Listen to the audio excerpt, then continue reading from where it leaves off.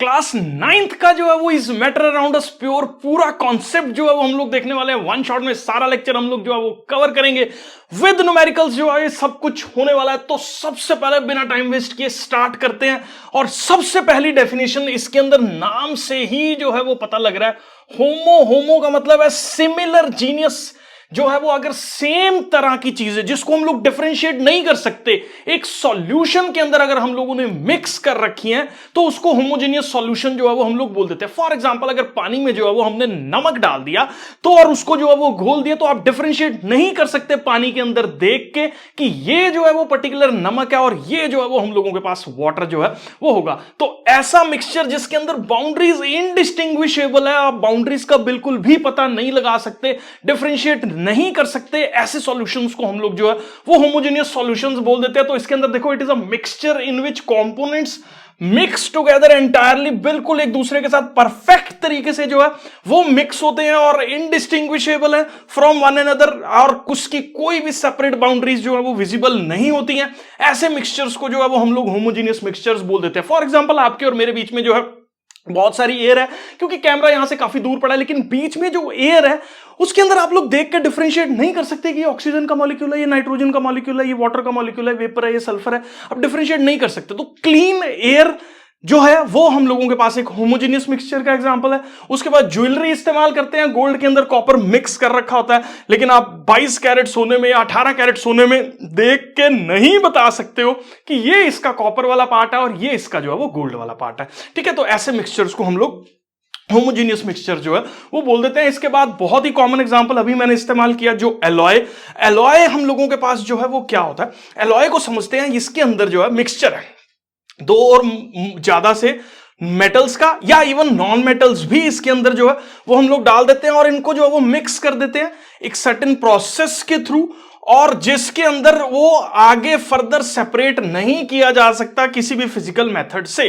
For example आप अगर इसमें देखो तो अगर मैं जिंक और कॉपर के मिक्सचर को मिक्स कर दूं एक सर्टेन प्रोसेस के थ्रू, एलॉय का फॉर्मेशन के प्रोसेस के थ्रू, तो वो हम लोगों के पास एक ब्रास का फॉर्मेशन जो है वो करता है। और ब्रास के अंदर जिंक और कॉपर के कंपोनेंट्स को आप फिजिकली अलग नहीं कर सकते क्योंकि ये होमोजेनियस मिक्सचर है, इसमें सेपरेट आप देख के कर ही नहीं पाओगे किसी भी फिजिकल प्रोसेस के थ्रू कि कौन सा जो है वो हमारे पास कॉपर है, कौन सा जो है वो जिंक है। सेपरेशन जो है वो ऐसे फिजिकल प्रोसेसेस के थ्रू पॉसिबल नहीं होते, इनको हम लोग जो है वो एलॉयज बोल देते हैं। दूसरा एलॉय काफी ज्यादा इंपॉर्टेंट एग्जांपल हम लोगों के पास जो यहां पे है वो है एक सोल्डर का। सोल्डर यूजुअली जो है वो किस चीज से मिलकर बना हुआ है, लेड और टिन से जो है वो मिलकर बना हुआ है। और सोल्डर जो है वो आपने देखा होगा इलेक्ट्रिक ब्रेड बोर्ड्स होते हैं, जैसे रिमोट के अंदर अगर आप खोल दो तो उसके अंदर कुछ इलेक्ट्रिक सर्किट्स जो है वो प्रेजेंट होते हैं। उन सर्किट्स के अंदर सोल्डरिंग करने का काम, मतलब सर्किट्स के अंदर इलेक्ट्रिकल सर्किट्स के जॉइंट्स जो ब्रेक हो जाते हैं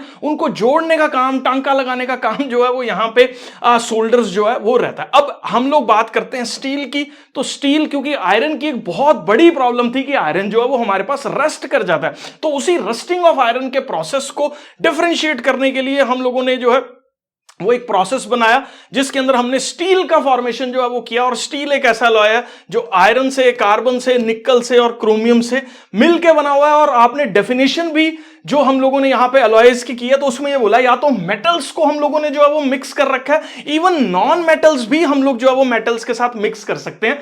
उसका एग्जांपल हम लोगों के पास ये स्टील है। स्टील के अंदर हम लोग कार्बन का मिक्सचर जो है वो लेके चलते हैं। कार्बन एक नॉन मेटल है जबकि निकल, क्रोमियम और आयरन सारे के सारे मेटालिक प्रॉपर्टीज को जो है वो शो करते हैं। तो यहां पे मेटल मेटल का कॉम्बिनेशन ले लो, मेटल का नॉन मेटल्स के साथ ले लो, या बहुत सारे मेटल्स का कॉम्बिनेशन इवन नॉन मेटल्स के साथ ले लो, प्रॉपरली उसको मिक्स करो, जो चीज निकल के आ रही है उसको हम लोग जो है वो एलॉय बोल देते हैं। तो एलॉय की बेसिक डेफिनेशन एक बार एग्जांपल्स के बाद फिर से जो है वो देख लेते हैं। तो यहां पे क्या लिखा है, it is a mixture of two or more metals, दो या दो से ज्यादा मेटल्स हैं या नॉन मेटल्स हैं जिसको हम लोग सेपरेट नहीं कर सकते उनके कंपाउंड्स के अंदर किसी भी फिजिकल मेथड के थ्रू, उसको हम लोग जो है वो एलॉय बोल देते हैं। अब ब्रास जिंक और कॉपर का अलॉय है, सोल्डर जो है वो लेड और टिन का अलॉय है, स्टील जो है वो आयरन, कार्बन, निकल और क्रोमियम का अलॉय है। ये सब बच्चों को जो है वो क्लियर है। उसके बाद बेटा जी हम लोग आगे बढ़ रहे हैं। हम लोगों के पास एक नेक्स्ट कैटेगरी होमोजीनियस हम लोग जो है वो समझ चुके हैं। अब हम लोग बात करेंगे हेट्रोजीनियस मिक्सचर्स की। होमोजीनियस में क्या था, बाउंड्रीज विजिबल नहीं थी, आप फिजिकली देख के नहीं बता सकते कौन सा कंपोनेंट कौन सा है, और डिफरेंट कंपोनेंट्स को डिफरेंशिएट करना पॉसिबल नहीं है, किसी फिजिकल प्रोसेस के थ्रू सेपरेट करना जो है वो पॉसिबल नहीं है। लेकिन इसी का कॉन्ट्रेरी पार्ट है हम लोगों के पास हेट्रोजीनियस मिक्सचर्स, जिसके अंदर जो कंपोनेंट्स है वो प्रॉपरली मिक्स नहीं होते एक दूसरे के साथ, उसकी एविडेंट बाउंड्रीज जो है वो रहती हैं, पता लगता रहता है कि यार ये कंपोनेंट अलग से है, और वेरियस कॉन्स्टिट्यूएंट्स को आप देख पाते हो। जैसे फॉर एग्जांपल पानी के अंदर मिट्टी डाल दो, पानी के अंदर मिट्टी नहीं घुलेगी, मिट्टी वाला पानी जो है उसके अंदर हम लोग डिफरेंशिएट करके बता सकते हैं कि ये पानी है और ये जो है वो मिट्टी वाला कंपोनेंट है। इवन यहां पे देखो इसने वाटर और ऑयल का एग्जांपल लिया, तो अगर मैं पानी के अंदर ऑयल डालूं तो ऑयल जो है वो यहां पे ऊपर की साइड पे जो है वो तैरने लगेगा, क्योंकि ऑयल जो है वो हम लोगों के पास, मैंने मान लो येलो कलर का ले लिया, तो ये ऑयल जो है वो अलग से ऊपर की डायरेक्शन में रहेगा, और हम लोगों के पास जो दूसरा वाटर वाला कंपोनेंट है ये बट ऑब्वियसली जो है वो नीचे वाली डायरेक्शन में जो है वो रहेगा। एविडेंट बाउंड्रीज इनकी जो है वो सेपरेट होने की रहती हैं, बिल्कुल डिफरेंशिएट करके आप बताओगे कि कौन सा ऑयल है और कौन सा वाटर का कंपोनेंट है। ऐसे मिक्सचर्स को हम लोग हेट्रोजीनियस मिक्सचर जो है वो बोल देते हैं। मैं अज्यूम करके चल रहा हूं बेटा जी, ये जो है वो क्लियर है, ठीक है। उसके बाद हम लोग बात करते हैं, यहां से जो है वो मेन डेफिनेशंस इसकी स्टार्ट होंगी। तीन तरह के सॉल्यूशंस हम लोगों के पास रहते हैं, एक होता है ट्रू सॉल्यूशन, एक होता है हम लोगों के पास कोलाइड्स, और एक होता है हम लोगों के पास सस्पेंशंस। इस सारे फंडे को अंडरस्टैंड करने के लिए ना सारी कहानी जो है वो एक ही चीज पे बेस्ड है। अब एक टर्म है हम लोगों के पास जिसको हम लोग अपने पास बोलते हैं सॉल्यूट, दूसरी टर्म है जिसको हम लोग अपने पास बोलते हैं सॉल्वेंट। इन दोनों को मिक्स करने से हमारे पास जो चीज निकल के आती है उसको हम लोग बोलते हैं सॉल्यूशन। जैसे फॉर एग्जांपल जो हमने सॉल्ट जो है वो किसके अंदर डाला, हमने पानी के अंदर डाला, वाटर के अंदर डाला, और हमारे पास क्या निकल के आया, कौन सा सॉल्यूशन बना, हमारे पास बना सॉल्ट सॉल्यूशन।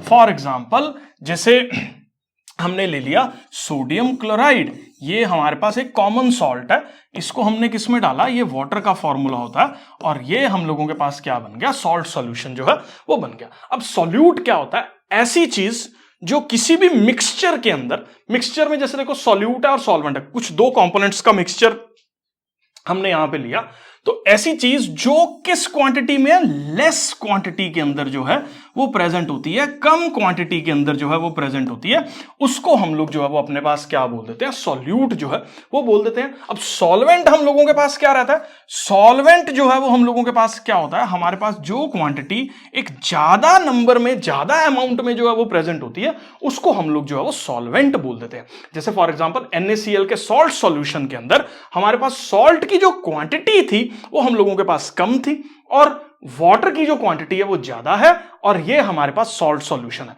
ठीक है। अब इनका ना तीन कैटेगरीज में डिवीजन जो है वो हो रहा है, और वो सारा का सारा डिवीजन पता किस चीज पे डिपेंड कर रहा है, इस सॉल्यूट का जो पार्टिकल है, मतलब जो कम अमाउंट में प्रेजेंट वाली चीज है, उसके साइज के ऊपर जो है वो डिपेंड करता है। सारी की सारी कैटेगराइजेशन जो है वो इसके साइज पे डिपेंड कर रही है। अगर साइज बहुत ही छोटा है, बहुत ही छोटा, मतलब जिसको हम लोग डिफरेंशिएट नहीं कर सकते आंखों से, और वो सीधा का सीधा पानी के अंदर मिक्स हो रहा है और होमोजेनियस बाउंड्रीज जो है वो फॉर्म कर रहा है, जिसको आप नहीं बता सकते कि ये पानी के अंदर हमने नमक जो है वो घुला हुआ है, ऐसे सॉल्यूशंस को हम लोग ट्रू सॉल्यूशंस जो है वो बोल देते हैं।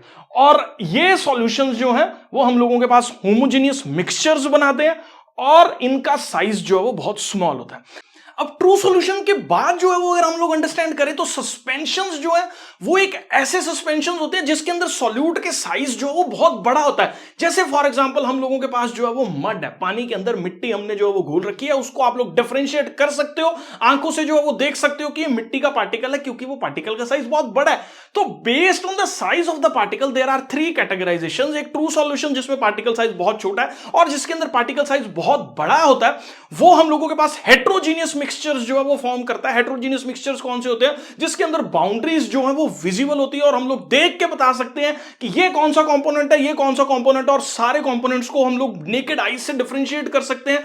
ऐसे ऐसे सॉल्यूशंस या ऐसे जो सॉल्यूशंस होते हैं वो हम लोग सस्पेंशंस वाली कैटेगरी के अंदर जो है वो फॉल करते हैं। अब एक कैटेगरी हमने देख ली जहां पे सॉल्यूट के पार्टिकल का साइज बहुत छोटा था, और दूसरी कैटेगरी की अगर मैं बात करूं वहां पे सॉल्यूट के पार्टिकल का साइज बहुत बड़ा है। तो जो बड़े साइज के पार्टिकल्स हैं वो सस्पेंशन है, छोटे साइज के पार्टिकल्स जो है वो ट्रू सॉल्यूशंस है।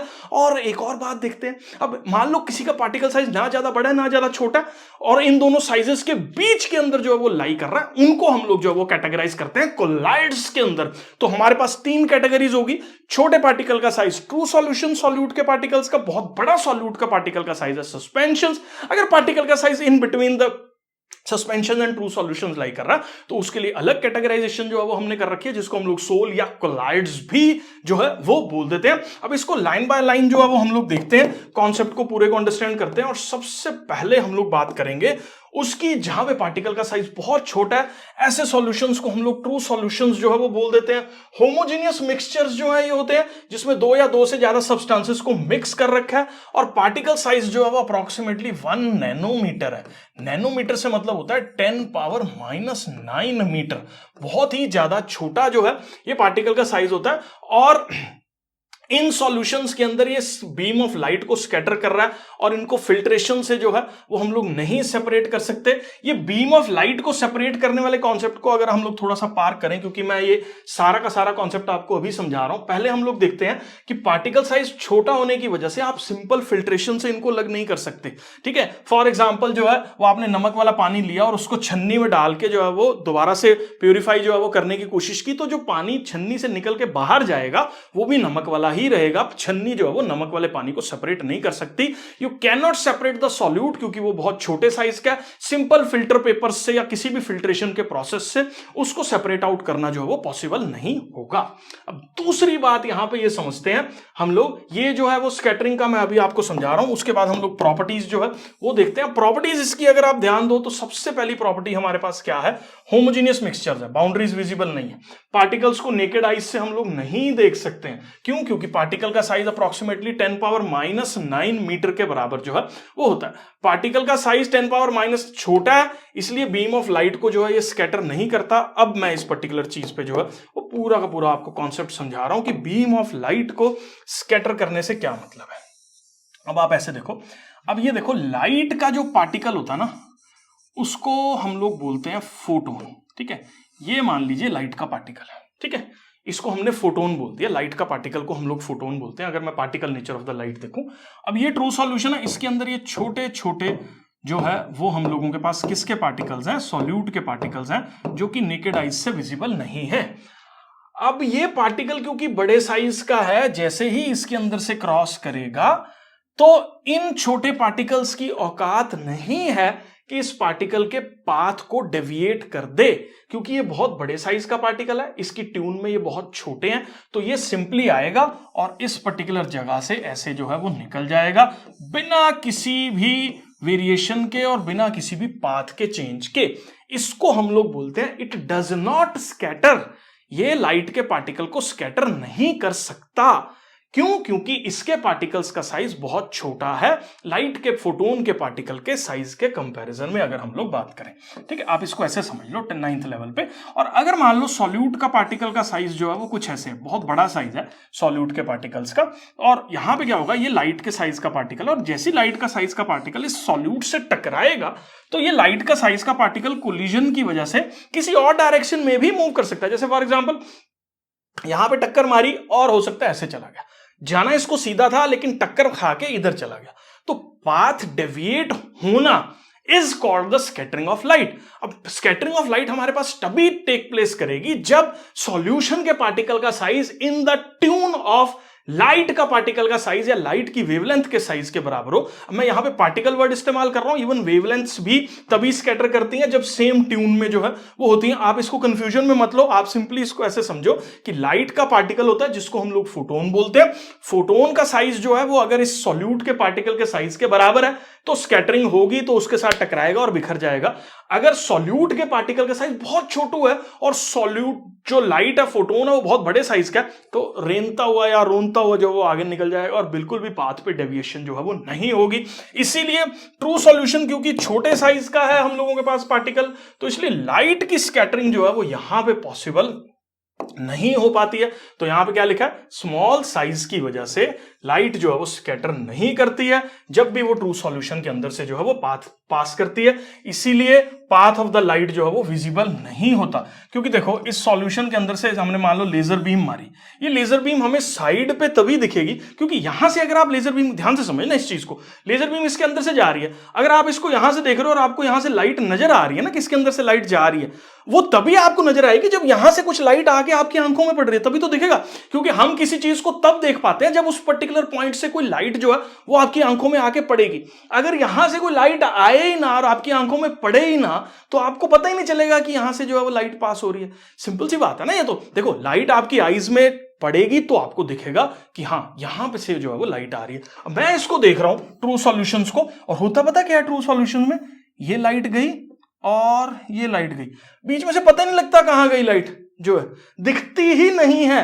क्यों नहीं दिखती? क्योंकि लाइट स्कैटर ही नहीं हो रही, बिखर ही नहीं रही है। बिखरेगी तो इस आंखों की साइड पे आपकी मूव करेगी। अब यहां से अंदर से लाइट बिखरी ही नहीं है अगर, तो आपकी आईज में कैसे, आप सॉल्यूशन के अंदर थोड़ी घुसे हुए हो, ठीक है, आप तो सॉल्यूशन से बाहर खड़े हो। तो सॉल्यूशन से बाहर खड़े होकर जब मैं इस चीज को देख रहा हूं तो यहां से कोई लाइट आएगी, मेरी आंखों में पड़ेगी, तभी ना मेरे को ये दिखेगा। समझ में आया? तो इसीलिए इस पर्टिकुलर जगह से कोई भी लाइट जो है वो स्कैटर करके बाहर नहीं आती है। इसीलिए हम लोगों के पास जो पाथ है लाइट का वो विजिबल ही नहीं होगा। तो ये बहुत मेन पॉइंट था जो आपको जो है वो इसके अंदर अंडरस्टैंड करना है। तो लाइट का पाथ जो है वो विजिबल नहीं होता। उसके बाद हम लोग अगर बात करें तो सॉल्यूट का पार्टिकल जो है वो किसी भी प्रोसेस, सिंपल फिल्ट्रेशंस के प्रोसेस के थ्रू अलग नहीं कर सकते हैं। सॉल्यूट जो है वो इसके अंदर सेटल डाउन नहीं करता अगर उसको अनडिस्टर्ब जो है वो छोड़ दिया। जैसे पानी, मिट्टी वाला पानी है, उसको छोड़ दो तो मिट्टी नीचे बैठ जाएगी, तो इसमें नीचे बैठने बूठने वाला कोई सीन होता ही नहीं है। ट्रू सॉल्यूशंस के अंदर पार्टिकल्स जो है वो सेटल डाउन नहीं करते हैं, ठीक है, वो एक जिगजैग पैटर्न के अंदर कंटिन्यूअसली जो है वो एक दूसरे से टकरा के कोलिजन्स करके मूव करते रहते हैं। सेटल डाउन करने का कॉन्सेप्ट ट्रू सॉल्यूशंस के अंदर जो है वो नहीं होता। तो ट्रू सॉल्यूशन से हमें सीखना चाहिए नेवर सेटल डाउन, ठीक है। उसके बाद हम लोगों के पास आता है सस्पेंशंस। सस्पेंशंस का साइज कंपैरेटिवली बड़ा है, ठीक है। तो अगर हम लोग सस्पेंशन के साइज की बात करें तो 100 गुना बड़ा है। वो 10⁻⁹ था, ये 100 से मल्टीप्लाई करके उससे 100 गुना बड़ा साइज है, ठीक है। तो 100 गुना बड़ा साइज होने की वजह से ये जो मिक्सचर्स फॉर्म कर रहे हैं, ये हम लोगों के पास कौन सा मिक्सचर्स फॉर्म कर रहे हैं? ऐसा मिक्सचर फॉर्म कर रहे हैं जिसके अंदर बाउंड्रीज जो है वो हम लोगों के पास विजिबल होती है, ठीक है। तो इसमें हो क्या रहा है, it is a mixture of 2 और मोर सब्सटेंसेस, जिसके अंदर जो है वो पार्टिकल का साइज 10⁻⁷ है। तो as solution scatters a beam of light and can be separated by the filtration. अब ये देखो पार्टिकल का साइज बड़ा हो गया। अब जब पार्टिकल का साइज सॉल्यूट का बड़ा हो गया तो लाइट के पार्टिकल यहां पे टकराएंगे और अपने पाथ को चेंज करेंगे। इसीलिए हम लोग बोलते हैं कि ये जो है वो बीम ऑफ लाइट को क्या करते हैं, स्कैटर जो है वो करते हैं। उसके बाद हम लोग बात करें तो इनको हम लोग सिंपल, क्योंकि पार्टिकल का साइज बड़ा है, फिल्टर पेपर उसको पकड़ लेगा। जब भी फिल्ट्रेशन का प्रोसेस हम लोग करेंगे तो फिल्टर पेपर से इनको हम लोग सेपरेट आउट जो है वो कर सकते हैं। तो ये जो है वो सस्पेंशन की कैरेक्टरिस्टिक्स जो है वो हम लोगों के पास है। अब एक एक करके सारे पॉइंट्स एनसीईआरटीज वाले डिस्कस कर लेते हैं। हेट्रोजीनियस मिक्सचर है, ये सबको समझ में आ गया। पार्टिकल का साइज सबको समझ में आ गया। नेकेड आइज से हम लोग इसको देख सकते हैं, सस्पेंशन बीम ऑफ लाइट्स को जो है वो स्कैटर कर रहा, ये भी पॉइंट क्लियर है। उसके बाद कभी सेटल डाउन कर जाते हैं ये वाले पार्टिकल्स, इनको अगर अनडिस्टर्ब्ड जो है वो छोड़ा जाए तो ये बैठ जाते हैं। It can be separated by the process of filtration process के थ्रू इनको अलग किया जा सकता है। तो ये बहुत इंपॉर्टेंट पॉइंट है हम लोगों के पास जो अंडरस्टैंड करना है। अब यहां पे ना एक लास्ट नोट के तौर पे जो है वो लिखा हुआ है, suspensions do not scatter the beam of light when the particles of the solute settle down. ये सिंपल सी बात है यार। देखो ये मान लो इसके अंदर सस्पेंशन थी, इसके अंदर से लाइट पास करी, पार्टिकल, सॉल्यूट के पार्टिकल का साइज बढ़ा, लाइट के पार्टिकल से टकराया, लाइट के बीम को स्कैटर कर दिया, बिखार दिया, ठीक है। लेकिन अगर सॉल्यूट ही बैठ जाए सारा का सारा, यहां पे बैठ गया, अब मान लो सॉल्यूट जो है वो सारा, क्योंकि हमने अनडिस्टर्ब्ड उसको छोड़ दिया। अब यहां से लाइट पास करी हमने, तो बट ऑब्वियसली यहां से सॉल्यूट तो सारा नीचे बैठ गया, कॉमन सेंस जो है वो लगाओ कि यहां पे सॉल्यूट तो है ही नहीं, तो सॉल्यूट है ही नहीं तो बीम ऑफ लाइट कहां कौन स्कैटर करेगा, क्योंकि पार्टिकल होते सॉल्यूट के तब उसके साथ लाइट का बीम का पार्टिकल जाके स्ट्राइक करता और अपने पाथ को जो है वो डेविएट करता। अब क्योंकि यहां पे कोई सॉल्यूट है ही नहीं प्रेजेंट, तो कोई भी लाइट का पार्टिकल जो है वो यहां पे स्ट्राइक कर ही नहीं रहा किसी को, इसलिए वो अनडिस्टर्ब्ड जो है वो निकल रहा है। अब इस पॉइंट को जो है वो हम लोग पढ़ते हैं कि सस्पेंशन जो है वो लाइट को स्कैटर नहीं करते, कब, जब उनका पार्टिकल जो सॉल्यूट का है वो सेटल डाउन कर जाए, तो वो हम लोगों के पास ये काम जो है वो नहीं करते। मैं जूम करके चल रहा हूं, ये क्लियर है। उसके बाद हम लोग बात करते हैं बेटा जी, आगे आ रहा है हम लोगों के पास कोलाइड्स। कोलाइड्स हम लोगों के पास क्या है, जिनका पार्टिकल साइज जो है वो सस्पेंशन और टू सॉल्यूशंस के बीच में जो है वो लाई कर रहा है। ये हम लोगों के पास क्या है, हेट्रोजीनियस मिक्सचर्स हैं, पार्टिकल का साइज इसमें बड़ा रहता है।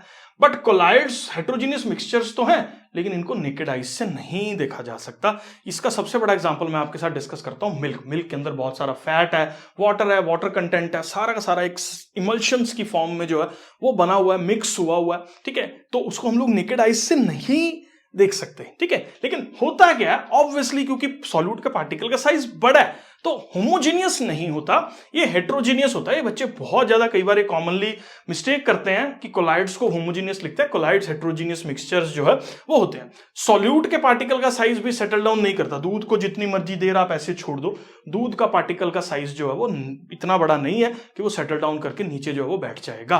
तो ये चीज आपको जो है वो समझनी है, सेटल डाउन जो है वो नहीं करते।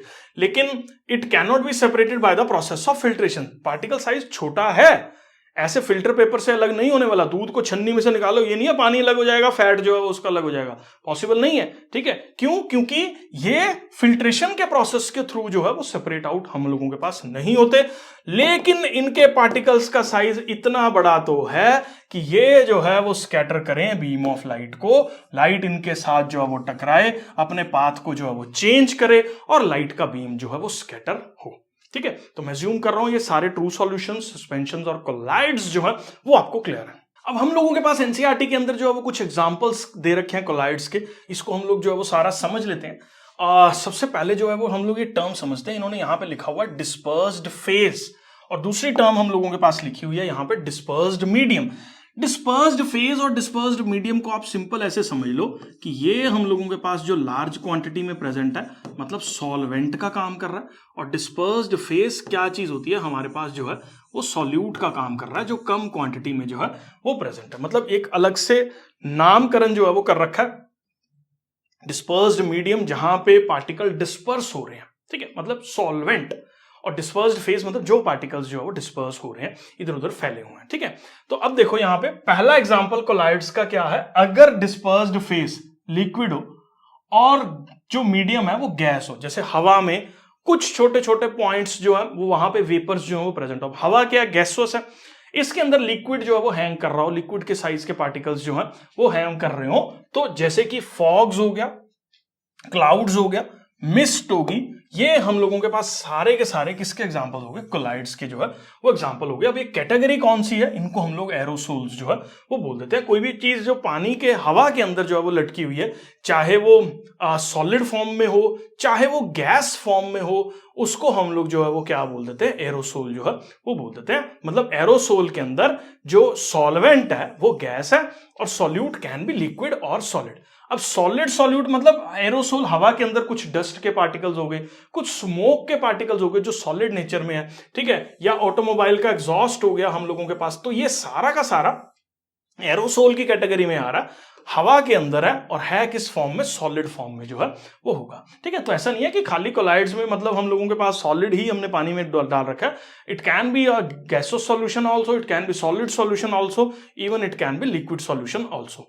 अब देखो यहाँ पे लिक्विड सॉल्यूशन की कैटेगरी जो है वो हम लोग देखते हैं, लिक्विड में अगर हमने गैस मिक्स कर रखी है, जैसे आपने जो है वो लिक्विड के अंदर गैस मिक्स करना, कोल्ड ड्रिंक्स का एग्जाम्पल जो है वो आप लोगों ने देख रखा है, या इवन फॉर्म्स का एग्जाम्पल जो शेविंग क्रीम्स का एग्जाम्पल है, उसमें भी आप देखो तो पानी के अंदर जो है वो गैस मिक्स कर रखी होती है, तो वो भी एक हम लोगों के पास कोलाइड्स का एग्जांपल जो है वो हो गया। अगर लिक्विड के अंदर लिक्विड मिक्स कर रखा है, जैसे पानी के अंदर हमने फैट लिक्विड जो है वो मिक्स कर रखा है, तो उसको हम लोग इमल्शंस जो है वो बोल देते हैं। जैसे दूध के अंदर हो गया या फेस क्रीम्स जो है वो हम लोगों के पास होगी, तो लिक्विड में लिक्विड का ही मिक्सचर जो है वो हमने डाला हुआ, मतलब लिक्विड ही सॉल्यूट है और लिक्विड ही सॉल्वेंट है, ठीक है।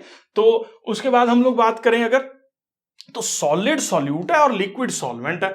जैसे मिल्क ऑफ मैग्नीशिया हो गया या इवन मड हो गया। मिल्क ऑफ मैग्नीशिया ये एंटी एसिड की फॉर्म में है, मैग्नीशियम हाइड्रोक्साइड्स का मिक्सचर जो है वो ये होता है। तो ये मैग्नीशियम हाइड्रोक्साइड एक सॉल्ट की तरह सॉलिड है, पानी के अंदर मिक्स करके हमने क्या बना रखा है, मिल्क ऑफ मैग्नीशिया जो है वो बना रखा है। या मड का साइज जो है वो पानी के अंदर डिसॉल्व करके मड का फॉर्मेशन जो है वो हो रखा है। उसके बाद देखो हमारे पास सॉल्वेंट सॉलिड भी हो सकता है। सॉल्वेंट सॉलिड कैसे हो सकता है, अगर गैस जो है वो सॉलिड में मिक्स करो तो रबर, स्पॉन्ज, प्यूमाइस, फॉर्म, ये सारे के सारे जो है वो हमारे पास एग्जांपल्स हो गए। या लिक्विड अगर पानी के सॉलिड के अंदर मिक्स करो तो जेली हो गया, चीज हो गया, बटर हो गया, ये हम लोगों के पास जो है वो किसके, जेल की कैटेगरी है। और किसके एग्जांपल्स है हमारे पास, कोलाइड्स के एग्जांपल्स हैं। या इवन ये बड़ा खतरनाक है, सॉलिड के अंदर ही सॉलिड हमने जो है वो मिक्स कर रखे हैं, जिसको सॉलिड सोल बोलते हैं हम लोग। तो जो भी आप जेमस्टोन्स वगैरह डालते हो, जैसे पन्ना हो गया या हम लोगों के पास रूबी हो गया, तो उसके अंदर कलर्ड जेमस्टोन्स जो है वो हम लोगों के पास हो गए। या मिल्की ग्लासेस जो है वो शीशे के ग्लासेस जो है वो हम लोगों के पास हो गए, उसके अंदर सॉलिड ही सॉल्यूट है और सॉलिड ही हमारे पास सॉल्वेंट है। अब देखो प्रॉब्लम कहां पे आती है, इन क्वेश्चंस के अंदर यूजुअली टीचर्स पूछ लेते हैं what is aerosol, what is the category of cheese, cheese जो है what type of solution a cheese forms, what type of solution milk glass forms, give an example in which there is a solid solute and solid solvent, ठीक है। तो ये table जो है वो आपको पता होना चाहिए, काफी सारे इंपॉर्टेंट क्वेश्चंस इसके अंदर से जो है वो बनते हैं। उसके बाद हम लोग जो है बेटा जी आगे बढ़ते हैं। इसके अंदर जो है वो हम लोगों के पास सबसे पहले जो कैटेगराइजेशन है वो हम लोगों के पास क्या है, सेंट्रीफ्यूगेशन। ये एक प्रोसेस है जिसके अंदर बहुत तेजी से हम लोग, जैसे वो मक्खन से जो दूध से, मलाई से जो है वो मक्खन का निकालना, वो यूजुअली जो है वो नॉर्थ इंडिया में काफी फेमस एक्टिविटी है किचन्स के अंदर। तो उसमें क्या करते हैं, मलाई को चर्न करते रहते हैं, घुमाते रहते हैं। तो घूम घूम के जो मलाई का फैट वाला पार्ट होता है ना, सॉलिड वाला पार्ट होता है, वो अलग हो जाता है और पानी अलग हो जाता है। जो सॉलिड फैट वाला पार्ट अलग हो जाता है उसको हम लोग जो है मक्खन बोल देते हैं। तो वो एक प्रोसेस किसके थ्रू जो है वो फॉर्म हो रहा है, वो हमारे पास घुमा घुमा के एक ऐसा प्रोसेस है जिसमें घूम के कोलाइड पार्टिकल्स को जो है वो घुमाया जा रहा है बहुत तेजी से और हाई स्पीड पे, और जिससे जो है वो अलग से जो है वो सेपरेट आउट जो है वो हो जाता है। अब इसका ना सिंपल फंडा समझो, आप मान लो ये चीज को घुमा रहे हो तो इसके अंदर जो हैवी वाला पार्ट है ना वो इधर इकट्ठा हो जाता है, फैट वाला पार्ट है, और जो लिक्विड हल्के वाला पार्ट है वो यहां पे इकट्ठा हो जाता है, जिस वजह से सारे के सारे सेपरेट आउट हो जाते हैं जब भी हम किसी चीज को घुमा रहे होते हैं। टिंडल इफेक्ट में ऑलरेडी आपको जो है वो समझा चुका हूं, लेकिन नामकरण जो है वो मैंने नहीं डिस्कस किया आपके साथ। तो नाम यहां से ये बोल रहा है कि अगर किसी सॉल्यूशन के अंदर पार्टिकल का साइज काफी बड़ा है और वो लाइट के पार्टिकल्स उससे स्ट्राइक करके अपने पाथ को चेंज कर लेते हैं, तो इस scattering of light by the solution को ही हम लोग जो है वो टिंडल इफेक्ट बोल देते हैं। तो विजिबिलिटी होती है इससे लाइट के पाथ की। क्यों विजिबिलिटी होती है? क्योंकि लाइट वहां से निकल रही है, आपकी आंखों में पड़ रही है, पाथ विजिबल हो रहा है, स्कैटरिंग ऑफ द लाइट जो है वो हो रही है, और इसी चीज को हम लोग जो है वो अपने पास क्या बोल देते हैं, टिंडल इफेक्ट जो है वो बोल देते हैं। डेफिनेशन जो है वो आप यहां से नोट कर सकते हैं। उसके बाद अगर मैं बात करूं आपके साथ तो हमारे पास एक टर्म आती है जिसको हम लोग क्या बोलते हैं, ब्राउनियन मूवमेंट जो है वो बोलते हैं। तो ब्राउनियन मूवमेंट में क्या है, कभी ना एक चीज देखना, घर के अंदर ना हल्की सी खिड़की खोलना धूप के अंदर, जब धूप हो बाहर तो उसके अंदर से हल्की सी एक लाइट की किरण जो है वो अंदर एंटर करने देना।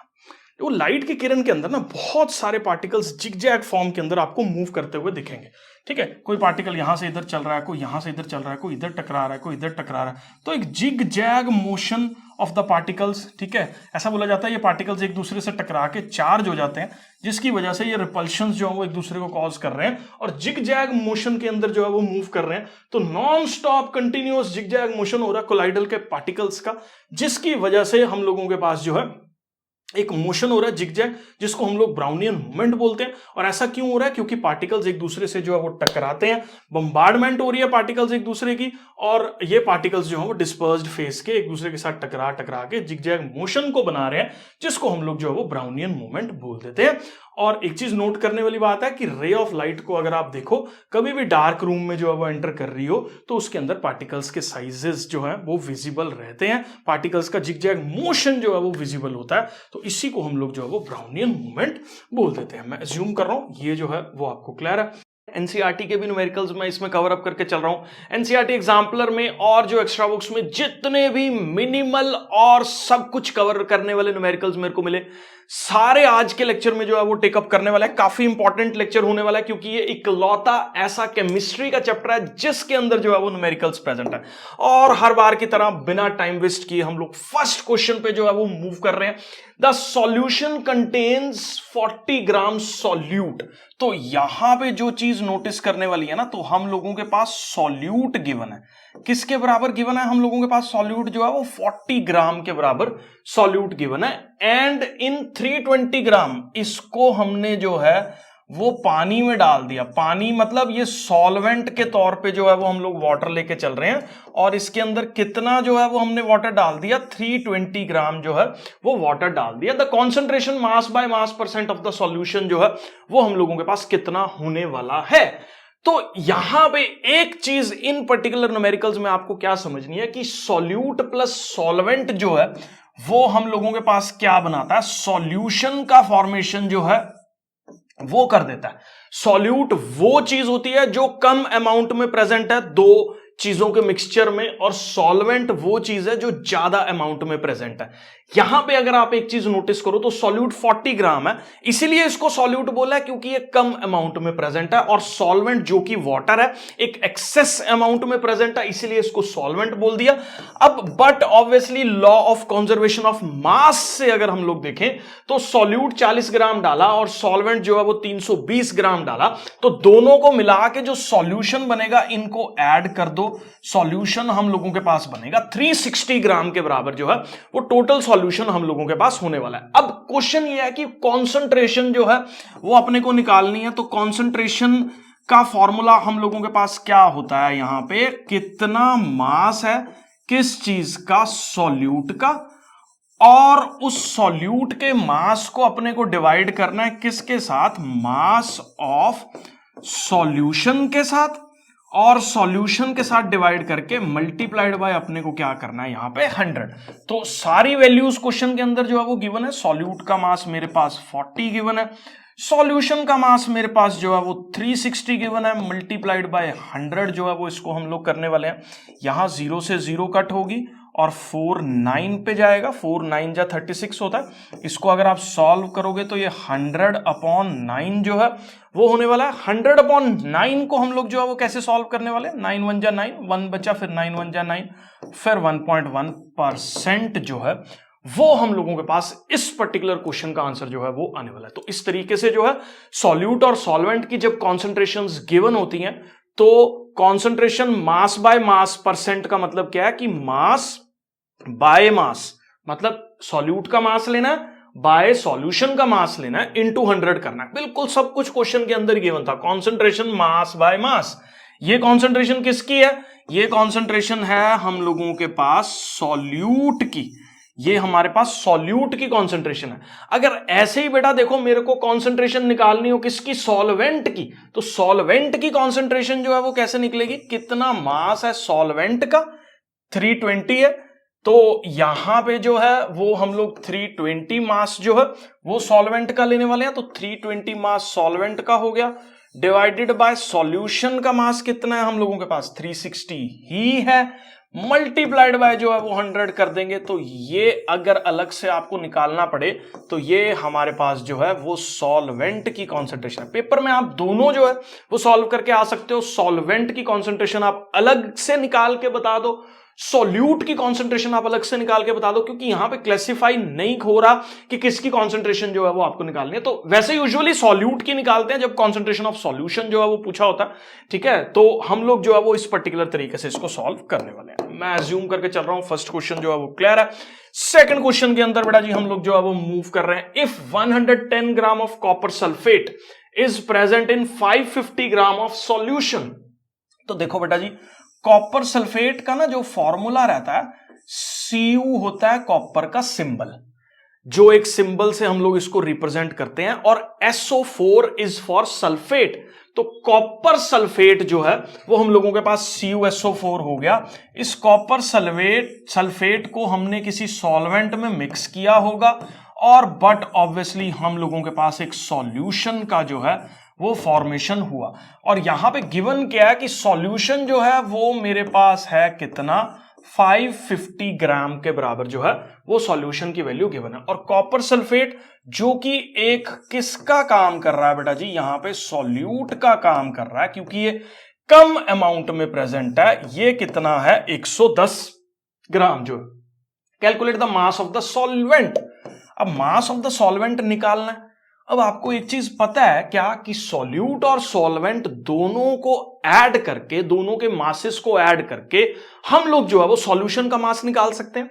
तो सॉल्वेंट के मास को मैंने यहां पे है x लेट कर लेना है। तो x जैसे ही मैं इसको लेट करूंगा तो हम लोगों के पास x की वैल्यू क्या होगी, इधर ये प्लस का उधर जाके माइनस का हो जाएगा। तो 550 में से 110 आप माइनस करोगे तो हम लोगों के पास जो है वो 410 ग्राम जो है, ये किसका मास हम लोगों के पास जो है वो होने वाला है, यहां पे सॉल्वेंट का मास जो है वो होने वाला है। अब उसके बाद बेटा जी अपने को क्या निकालनी है, उसके बाद हमें निकालनी है इसकी कॉन्सेंट्रेशन। तो कॉन्सेंट्रेशन जो है वो हम लोगों के पास कैसे निकलेगी। अब मैं बार बार फॉर्मूला नहीं लिख रहा हूं, फॉर्मूला मैं यहां पे बता रहा हूं। कॉन्सेंट्रेशन इज, आप लिख लेना नोट्स के अंदर कि मास of solute divided by mass of solution multiplied by 100। तो यहां पे देखो हमारे पास मास ऑफ सॉल्यूट कितना है, 110 divided by mass of solution कितना है यहां पे 550 मल्टीप्लाइड बाय यहां पे हम लोग क्या करने वाले हैं, 100 करने वाले हैं। तो यहां से कटा, ये 5 पे जाएगा और ये जो है वो 20 पे जाएगा।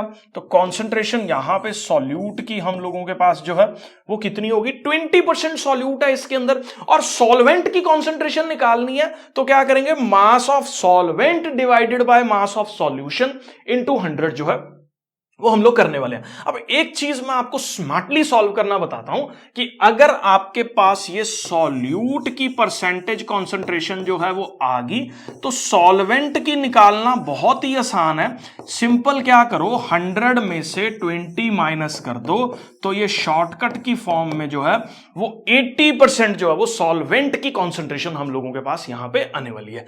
क्यों, क्योंकि देखो टोटल सॉल्वेंट हम लोग परसेंट, देखो परसेंट नाम में ही बड़ा कुछ छिपा हो, पर इज एवरी 100, सेंट इज 100। तो 100 में से 20 अगर सॉल्यूट है तो बट ऑब्वियसली 100 में बाकी क्या बचा, बाकी सॉल्वेंट बचा ना।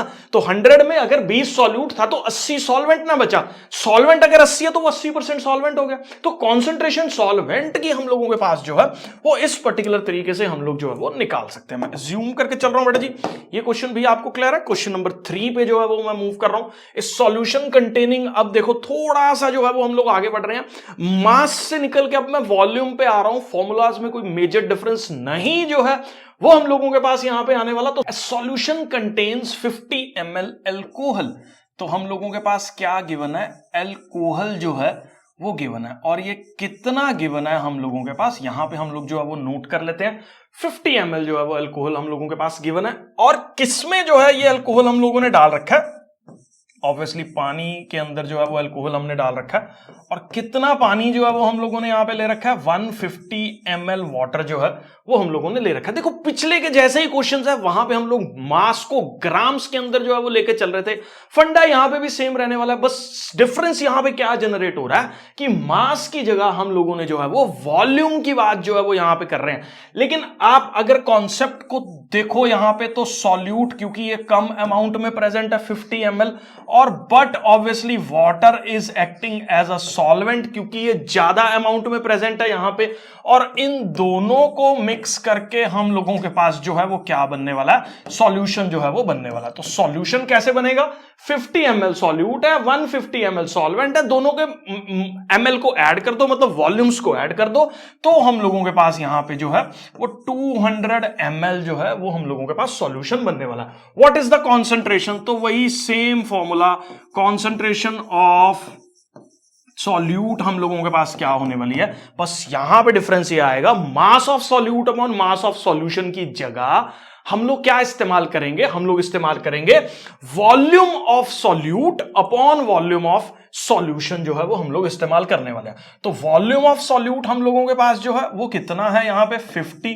वॉल्यूम ऑफ सॉल्यूशन हम लोगों के पास कितना है, 200 मल्टीप्लाइड बाय क्या कर देंगे हम लोग 100, क्योंकि परसेंटेज निकाल रहे हैं। ये 2 0 से 2 0 कटेंगे और 25% जो है वो सॉल्यूट का कॉन्सेंट्रेशन जो है वो आने वाला है। अब सब बच्चों को मुझे लगता है आइडिया लग गया होगा कि अगर मेरे को सॉल्वेंट का कॉन्सेंट्रेशन जो है वो यहां पे निकालना है, तो 25% अगर सॉल्यूट है तो 100 में से माइनस कर दो, तो कॉन्सेंट्रेशन ऑफ हम लोगों के पास यहां पे क्या सॉल्वेंट जो है वो किसके बराबर होगा, 100 minus 25 which is equal to 75% जो है वो हम लोगों के पास ये होने वाला है। मैं एज्यूम करके चल रहा हूं बेटा जी, थर्ड क्वेश्चन भी आपको जो है वो क्लियर है। नेक्स्ट क्वेश्चन पे जो है वो हम लोग मूव कर रहे हैं।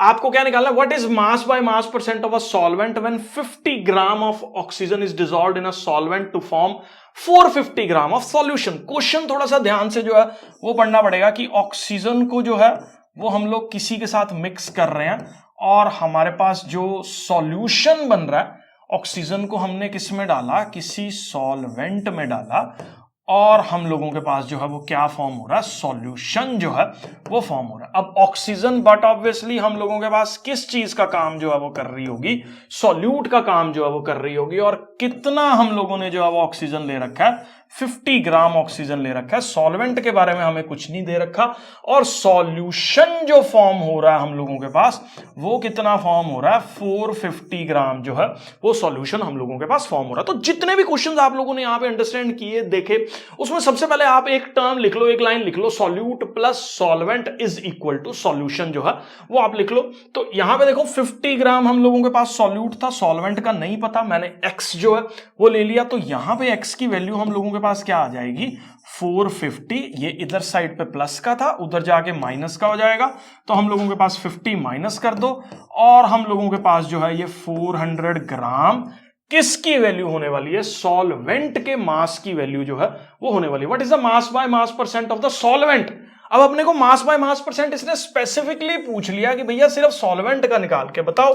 तो मास by mass percent of solvent मतलब इन शॉर्ट ये कॉन्सेंट्रेशन ऑफ किसकी बात कर रहा है, हम लोगों के पास यहां पे सॉल्वेंट की बात कर रहा है। तो मास by mass percent of solvent कैसे निकालेंगे हम लोग, कितना मास ऑफ सॉल्वेंट है डिवाइडेड बाय कितना मास ऑफ सॉल्यूशन है मल्टीप्लाइड बाय हम लोगों के पास यहां पे क्या करने वाले 100 जो है वो आने वाला है। अब ये 0 से एक 0 यहां पे कटेगी, 5 पे कटेगा, 5 9 जा 45, 5 8 जा 40, और हम लोगों के पास जो है वो यहां पे क्या आ गया, 800 आ गया। इसको हम लोग 9 से जो है वो डिवाइड करने वाले हैं, तो 9 8 जा जो है वो यहां पे 72 आने वाला है। फिर ये 8 0, फिर 9 8 जा हम लोगों के पास 72 आने वाला है, फिर ये 8 और यहां पे 0.8। तो कॉन्सेंट्रेशन हम लोगों के पास जो है वो किसके बराबर होगी, 88.8% के बराबर जो है वो सॉल्वेंट की कॉन्सेंट्रेशन हम लोगों के पास यहां पे जो है वो आने वाली है। मैं अज्यूम करके चल रहा हूं बेटा जी, ये पर्टिकुलर क्वेश्चन भी आपको जो है वो क्लियर है। नेक्स्ट क्वेश्चन पे जो है वो हम लोग मूव कर रहे हैं। तो नेक्स्ट क्वेश्चन हम लोगों के पास क्या है, x ग्राम ऑफ, तो हमारे पास एक सॉल्यूट गिवन है, ये तो लिख ही लेते हैं हम लोग बिना पढ़े ही इसको, तो और हमारे पास जो है वो यहां पे क्या गिवन है, एक सॉल्वेंट गिवन है। इन दोनों को मिला के जो है वो हमारे पास क्या बनता है, सॉल्यूशन जो है वो बनता है। अब x ग्राम मेरे पास जो है वो क्या था, सॉल्यूट था, is dissolved in 50 gram of solvent. तो ये कितना था, 50 ग्राम ऑफ सॉल्वेंट था, to form 110 gram of solution. तो ये जो है वो यहां पे गिवन है। तो बट ऑब्वियसली यहां पे सॉल्यूट जो है वो किसके बराबर हो गया, 110, इधर प्लस का 50, उधर जाके 50 माइनस का होने वाला है। तो यहां पे जो है वो 60 ग्राम सॉल्यूट का मास जो है वो होने वाला है। Calculate the mass percent of solute and solvent, दोनों की मास परसेंट जो है वो आपको निकालनी है। तो कैसे निकलेगी, सबसे पहले हम लोग जो है मास परसेंट ऑफ सॉल्यूट, या इसको हम लोग in short concentration of solute भी बोल देते हैं। तो क्या होगा, मास of solute which is 60 by mass of solution multiplied by 100। तो ये कटा ऐसे। अब मैं इसको डिवाइड करके बता देता हूं। हम लोगों के पास जो है ये 600 आ गया, 11 5 जा हमारे पास यहां पे 55 आएगा, फिर माइनस करोगे तो फिर 50, तो 11 4 जा हम लोगों के पास 44 आएगा, फिर ये 6.60, फिर हम लोगों के पास जो है वो 11 5 जा। तो अगर आप इसकी मास ऑफ सॉल्यूट की परसेंटेज देखोगे तो दैट इज 54.5% के बराबर जो है ये परसेंटेज हम लोगों के पास जो है वो आने वाली है। अगर इसी तरह से मैं बोलूं कि मास परसेंट ऑफ सॉल्वेंट आप निकाल लो, तो सब बच्चों को मुझे लगता है इतना आइडिया हो गया होगा कि इस पर्टिकुलर वैल्यू को सिंपली अगर हम लोग 100 में से माइनस कर दें तो हम लोगों के पास जो है ये 45.5 के बराबर जो है वो हमारे पास सॉल्वेंट की परसेंटेज जो है वो यहां पे आने वाली है। मैं अज्यूम करके चल रहा हूं बेटा जी, ये पर्टिकुलर कॉन्सेप्ट जो है वो आपको क्लियर है। नेक्स्ट और लास्ट क्वेश्चन पे जो है वो हम लोग यहां पे मूव कर रहे हैं। तो नेक्स्ट और लास्ट क्वेश्चन क्या है? x gram of solute is dissolved in solvent to form 50 ml of solution. यहां पे कुछ अलग ही तरीके से दे रखा है। यहां पे x ग्राम क्या गिवन है हमारे पास? सॉल्यूट गिवन है। इसको जो है वो किसी सॉल्वेंट के अंदर जो है वो हम लोगों ने डिसॉल्व किया, और सॉल्वेंट में डिसॉल्व करने से जो सॉल्यूशन हम लोगों के पास फॉर्म हुआ, उस सॉल्यूशन का जो वॉल्यूम गिवन है वो 50 ml जो है वो गिवन है। If the mass to volume percent of the solute is 20, mass to volume percent of the solute दे रखा है हम लोगों के पास 20। इसका क्या मतलब है? मास ऑफ सॉल्यूट सिंपल अपॉन, देखो मास टू वॉल्यूम मतलब मास अपॉन वॉल्यूम, तो मास अपॉन किसका? वॉल्यूम ऑफ सॉल्यूशन जो है वो गिवन है। Volume of solution multiplied by 100 की जो परसेंटेज गिवन है हम लोगों के पास दैट इज 20 जो है वो गिवन है। अब यही लाइन जो है वो पढ़ने वाली है यहां पे, mass to volume percent of solute, mass of solute upon volume of solution multiplied by 100 is 20। तो यहां पे x divided by 50 mass to volume into में 100 दैट इज इक्वल टू 20। अब ये 52 जा और ये 2 10 पे, तो यहां से अगर आप x की वैल्यू जो है वो सॉल्व करोगे तो 10 ग्राम सॉल्यूट जो है वो हम लोगों के पास यहां पे जो है वो आने वाला है। उसके बाद हमारे पास एक डिफरेंस आता है जिसके अंदर जो है वो हम लोग देखेंगे कि फिजिकल और केमिकल चेंजेस जो है वो कौन से जो है वो होते हैं। फिजिकल चेंजेस जिसमें कोई भी केमिकल रिएक्शन या नया सब्सटेंस नहीं बन रहा, जिसके अंदर भी नया सब्सटेंस का फॉर्मेशन हो जाता ना, वो हमारे पास केमिकल चेंज है।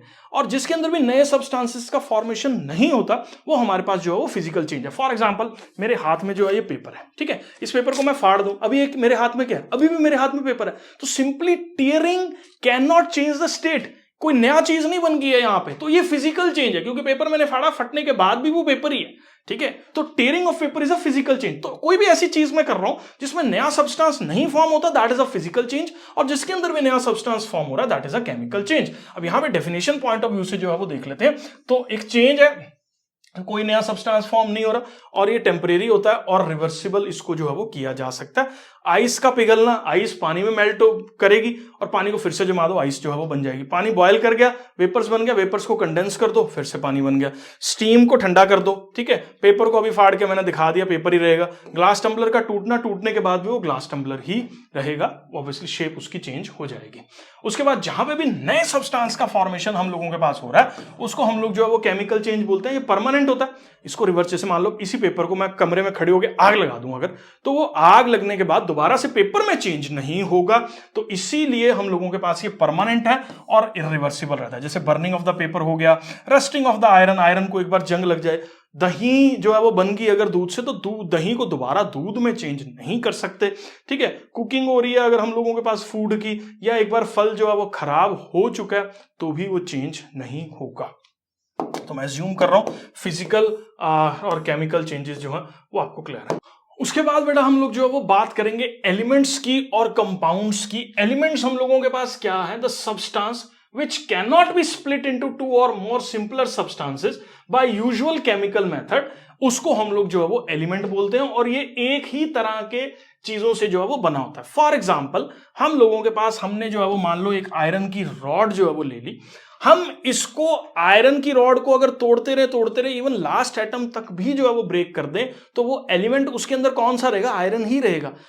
लास्ट एटम तक ब्रेक करने पे भी अगर हमारे पास आयरन ही रह रहा है, जिसके फर्दर जो है वो डिफरेंट कंपोनेंट्स के अंदर टुकड़े नहीं किए जा सके, उसको हम लोग जो है वो एलिमेंट बोल देते हैं। फॉर एग्जांपल, अगर मैं वाटर की बात करूं तो वाटर जो है वो H2O है।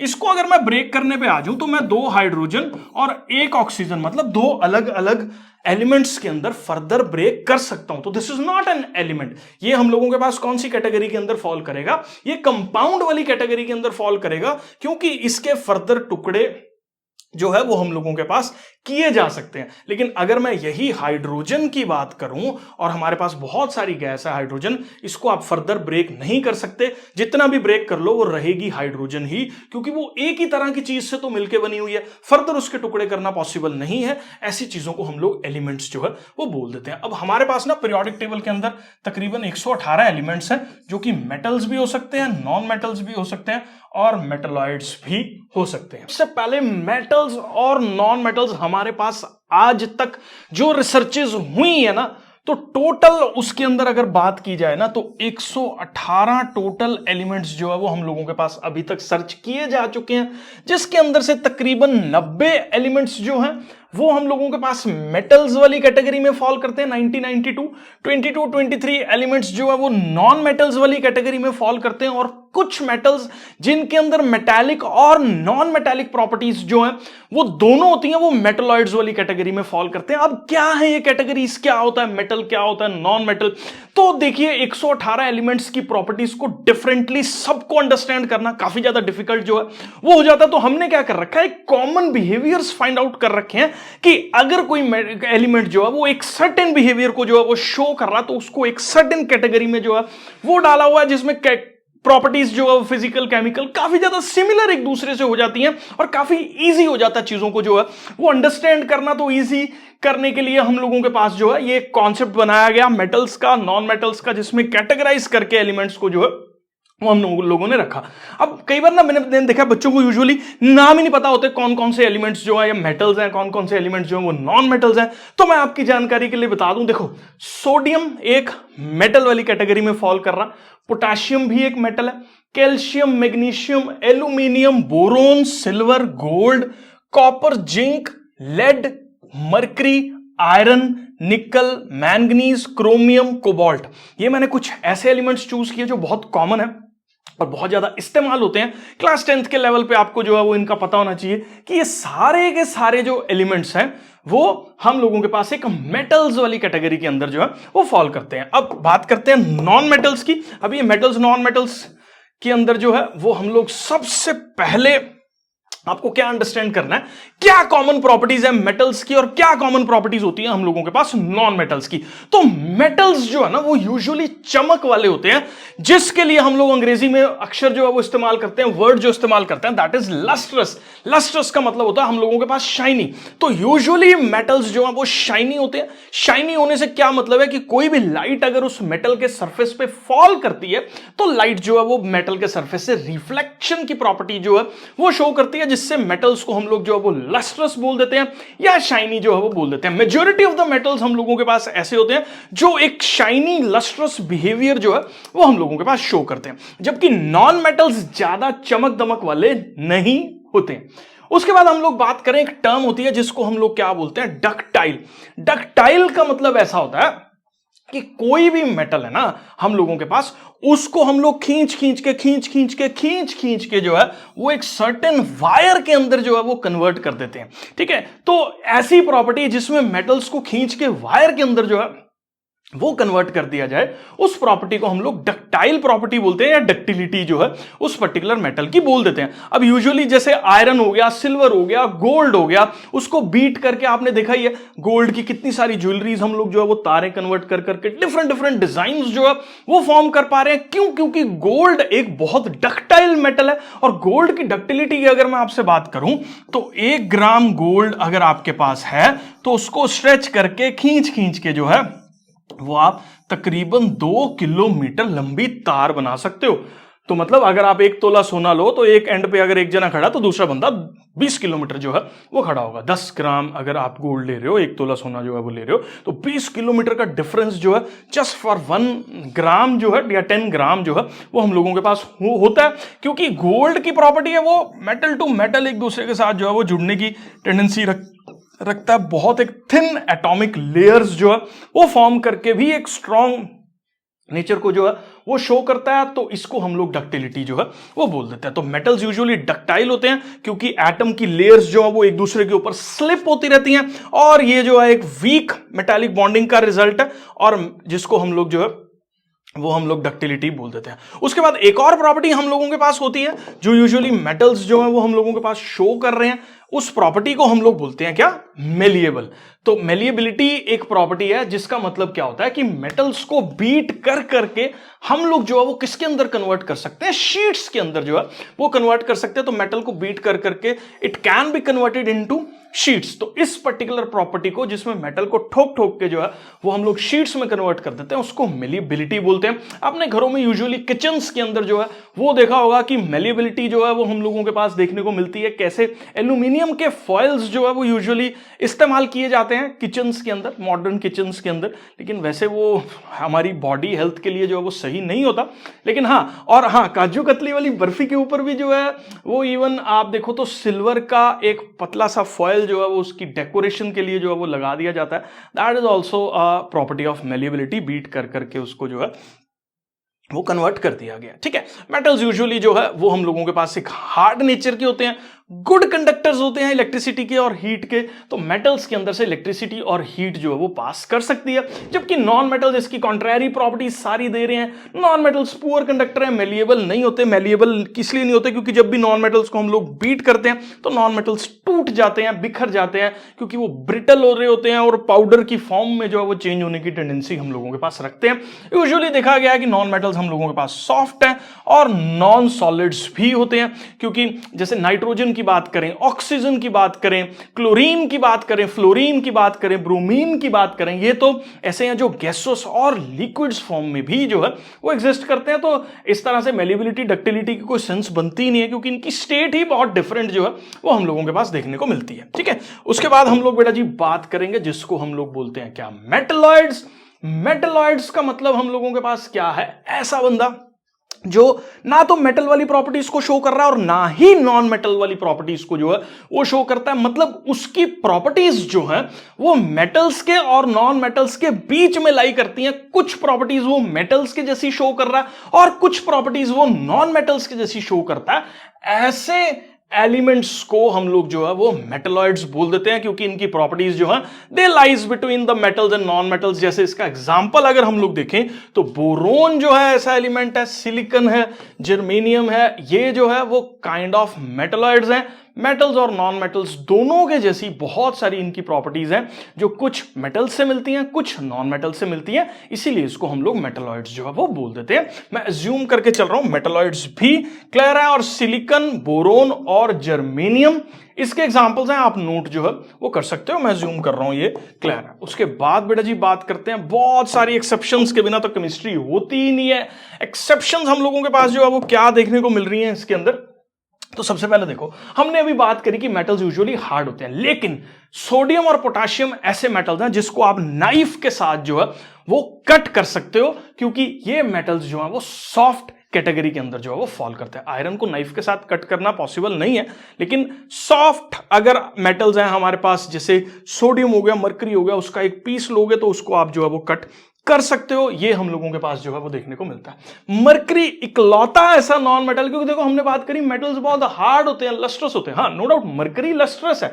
जो पारा होता है, जो यूजुअली थर्मोमीटर्स के अंदर जो है वो हम लोग इस्तेमाल करते हैं, तो ये मरकरी हम लोगों के पास इकलौता ऐसा मेटल है जो कौन सी वाली स्टेट के अंदर जो है वो प्रेजेंट होता है, हम लोगों के पास लिक्विड स्टेट के अंदर जो है वो प्रेजेंट होता है। उसके बाद हम लोग जो है वो बात करें, गैलियम और सीजियम ऐसे मेटल्स हैं जिनका बहुत लो मेल्टिंग पॉइंट है। तो गैलियम सीजियम को अगर मैं अपने हाथ के ऊपर ऐसे रख दूं तो गैलियम सीजियम हाथ के ऊपर ही पिघलने की जो है वो टेंडेंसी रखते हैं, हाथ के ऊपर ही मेल्ट कर जाते हैं। देखने में वो जो है वो मरकरी के जैसे लगते हैं, मेल्ट करने के बाद लस्ट्रस होते हैं, सिल्वरी अपीयरेंस जो है वो उनका हम लोगों के पास रहता है। तो इसका जो मेल्टिंग पॉइंट्स हैं वो यूजुअली एक का मेल्टिंग पॉइंट मुझे लगता है शायद 17 डिग्री सेल्सियस के आसपास होता है। तो सर्दियों में तो वो मेटल जो है वो सॉलिड है, लेकिन जैसे ही मान लो हम लोग आजकल के मौसम की बात करें, या जब आप ये वीडियो देख रहे हैं जुलाई अगस्त की बात कर रहे हो या जून की बात कर रहे हो इंडिया में, नॉर्थ इंडिया के अंदर, तो हम लोगों के पास ये यूजुअली जो है वो लिक्विड, जिसको बोलते हैं टेंडेंसीज जो है वो रखता है, लिक्विड अपीयरेंसेस जो है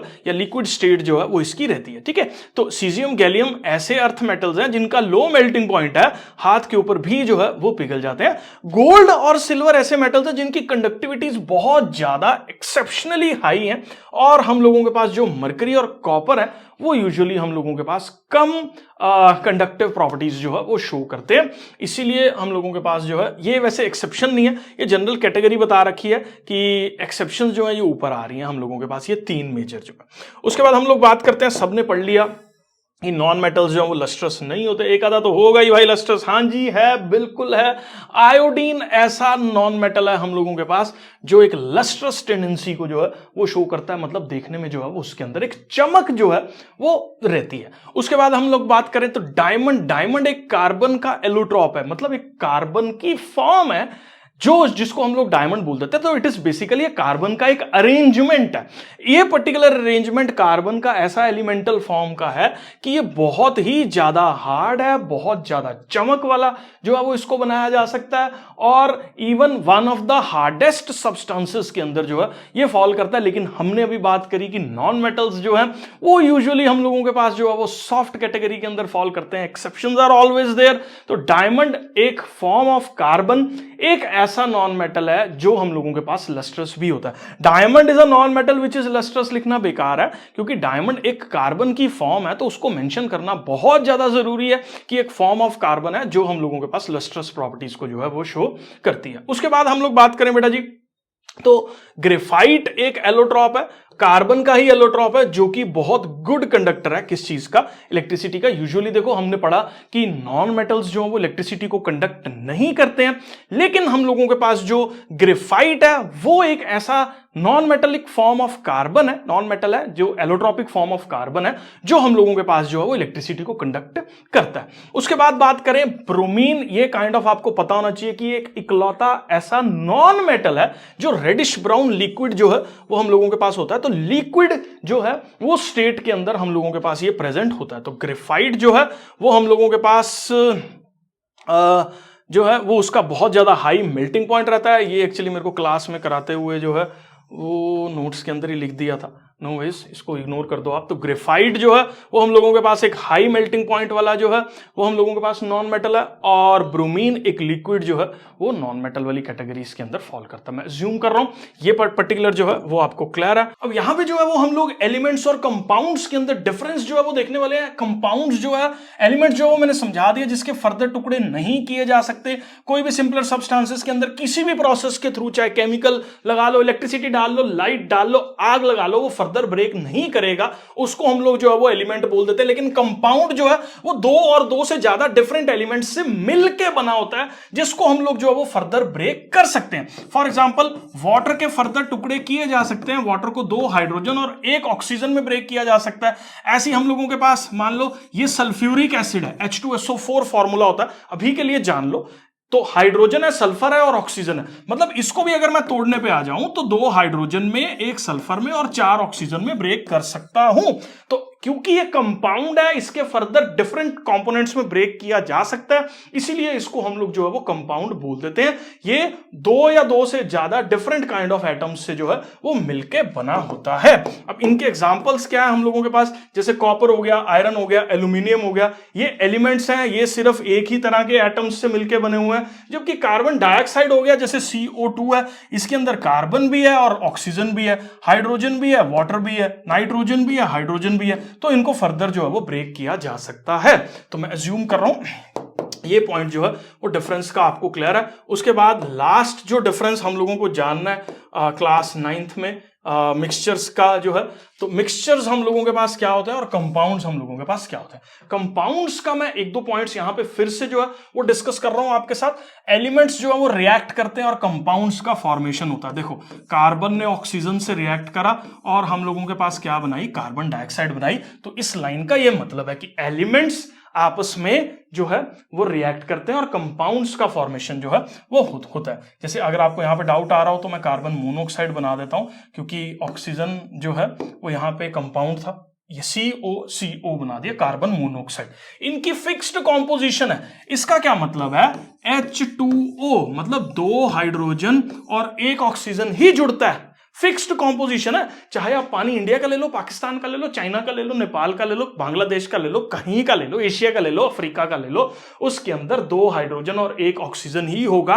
it is a fixed composition. जैसे फॉर एग्जांपल अगर मैं बात करूं NH3 की, इसको हम लोग NH3 का ना कॉमन नाम होता है, अमोनिया बोलते हैं। इसके अंदर 1 नाइट्रोजन है और हम लोगों के पास 3 हाइड्रोजन है। कोई सा भी लगा ले लो, अमोनिया कहीं से भी ले लो, किसी भी लैब में बना लो, यही कॉम्पोजिशन जो है वो इसकी फिक्स्ड हम लोगों के पास जो है वो होगी। उसके बाद ये substances is formed totally different from the constituent substances. जैसे फॉर एग्जांपल कार्बन और ऑक्सीजन कार्बन मोनोऑक्साइड बना रहा है, तो ये जो कार्बन मोनोऑक्साइड नया कंपाउंड फॉर्म हुआ ना हमारे पास, उसका कार्बन और ऑक्सीजन वाली प्रॉपर्टी से कोई लेना देना नहीं है। जैसे फॉर एग्जांपल मैं आपको इसमें ऐसे समझाता हूं, देखो हाइड्रोजन भी रॉकेट का फ्यूल है, ऑक्सीजन भी रॉकेट का फ्यूल है, और H2O पानी बन रहा है दोनों को मिला के। अब यहां पे देखो ये फ्यूल है, ये ऑक्सीजन भी फ्यूल है, इसको आग लगा दो बहुत सारी एनर्जी निकलेगी, इसको आग लगा दो बहुत सारी एनर्जी निकलेगी, और ये क्या आग को बुझा रहा है। मतलब जो पानी की प्रॉपर्टीज है that is not related to hydrogen और ऑक्सीजन। हाइड्रोजन और ऑक्सीजन की प्रॉपर्टीज से कोई लेना देना नहीं है इनका, क्योंकि इसके अंदर एक टोटली डिफरेंट सब्सटेंस का जो है वो फॉर्मेशन हो रहा है, जिसके अंदर बिल्कुल डिफरेंट प्रॉपर्टीज जो है वो एलिमेंट्स से बिल्कुल डिफरेंट प्रॉपर्टीज होती है, किसकी, कंपाउंड्स की। और कंपाउंड्स को सिर्फ और सिर्फ केमिकल मेथड से ही सेपरेट किया जा सकता है, क्योंकि इसके अंदर नई चीजों का फॉर्मेशन जो है वो हो जाता है, नई चीजें जो है वो फॉर्म हो जाती है। तो this is what you need to know about the compounds. उसके बाद हम लोग बात करें मिक्सचर्स की, तो देखो बहुत सारे कंपाउंड्स आपस में जब एक केमिकल प्रोसेस के थ्रू नहीं जुड़ रहे और जस्ट प्रेजेंट है। फॉर एग्जांपल अगर मैं एयर की बात करूं, तो एयर के अंदर देखो हमारे पास ऑक्सीजन भी है, पानी भी है, एयर के अंदर हमारे पास नाइट्रोजन भी है। तो बहुत सारे कंपाउंड्स डिफरेंट जो है वो एयर के अंदर प्रेजेंट होना, उसको हम लोग अपने पास जो है वो मिक्सचर्स बोल देते हैं। तो इसके अंदर क्या होता है, एलिमेंट्स और कंपाउंड्स मिक्स टुगेदर, कोई नया सब्सटेंस फॉर्म नहीं हो रहा, जस्ट जो है वो प्रेजेंट है, और उसको हम लोग मिक्सचर बोलते हैं। वेरिएबल कॉम्पोजिशन इसकी हो सकती है, कहीं पे एयर के अंदर ऑक्सीजन का लेवल बहुत ज्यादा हाई हो सकता है, और कहीं पे जहां पे पॉल्यूशन है वहां पे ऑक्सीजन का लेवल बहुत कम हो सकता है। तो there is no fixed composition जो है वो हम लोग बोले कि नहीं एयर के अंदर तो 22% या 21% या 78% ही सर्टेन सब्सटेंस जो है वो प्रेजेंट है, ऐसा बिल्कुल भी नहीं है। वो डिपेंड करेगा उस सर्टेन जगह पे जहां पे जो है वो हमारे पास कॉम्पोजिशन जो है वो हम लोग देख रहे हैं। तो वेरिएबल मतलब चेंज हो सकती है, कोई बड़ी बात नहीं है। उसके बाद ये जो है इसमें क्योंकि केमिकल बॉन्डेड नहीं है जो डिफरेंट कंपोनेंट्स हैं इसके, तो वो वाली प्रॉपर्टीज को जो है वो शो करेंगे। फॉर एग्जांपल ऑक्सीजन अगर एयर में प्रेजेंट है, मैं सांस ले रहा हूं, तो मेरे को ऑक्सीजन जो सांस मेरी रिक्वायरमेंट है बॉडी की, वो मेरी बॉडी को जो है वो मिल रही है, ठीक है। तो क्योंकि ये कॉन्स्टिट्यूएंट एलिमेंट्स की प्रॉपर्टीज को शो कर रहा है, तो ये नहीं है कि नाइट्रोजन साथ में प्रेजेंट है तो उसकी प्रॉपर्टीज नहीं खत्म होगी ऑक्सीजन की। ऑक्सीजन अपनी प्रॉपर्टीज को रिटेन रखेगा, क्योंकि कोई भी केमिकल बाउंडेशन उन दोनों मॉलिक्यूल्स के बीच में नहीं है। उसके बाद अगर मैं बात करूं तो इसके कॉन्स्टिट्यूएंट्स को हम लोग सिंपल फिजिकल मेथड से जो है वो सेपरेट आउट कर सकते हैं, क्योंकि एक दूसरे के साथ जो है जो बाउंडेड नहीं है। मैं अज्यूम कर रहा हूं बेटा जी ये सारा लेक्चर जो है वो आपको क्लियर है। वीडियो अच्छा लगा तो चैनल को सब्सक्राइब जो है वो कर दें। मिलते हैं नेक्स्ट वीडियो में। Bye bye, take care and see you soon.